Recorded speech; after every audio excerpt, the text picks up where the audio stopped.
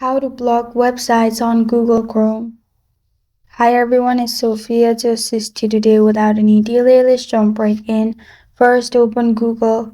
You'll find this kind of screen pop up. Simply click on three dots on top right corner of your screen and then go to Settings.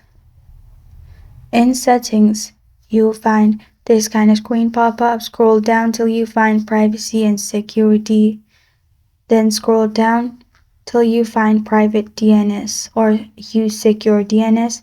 Choose another provider, and in custom, simply choose family filter.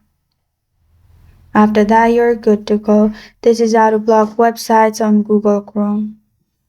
Thank you for joining me today. If this video helps you out, please leave a like and subscribe for more.